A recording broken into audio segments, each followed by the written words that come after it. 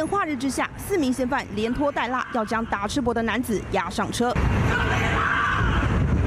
声嘶力竭大声求救，男子拉住车门奋力抵抗，恶煞出拳狂殴，硬把人掳进车内。站在旁边等公车的学生一动也不敢动，害怕下个上车的就是自己。说有人下2台车吧，下车打人啊，打完车把他掳上车带走啊。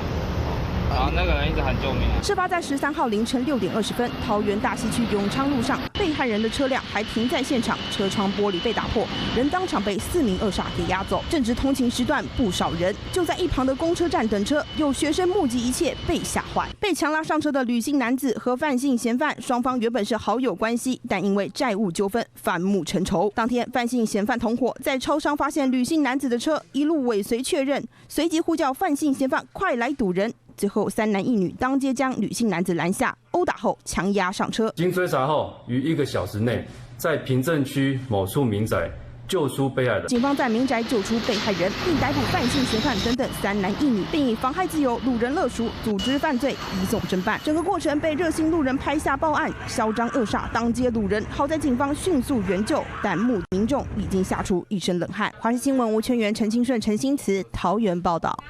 嗨，大家好，我是颖彤。想要来抢先掌握最及时的新闻资讯吗？赶快订阅、按赞、开启小铃铛，锁定华视新闻的 YouTube 频道。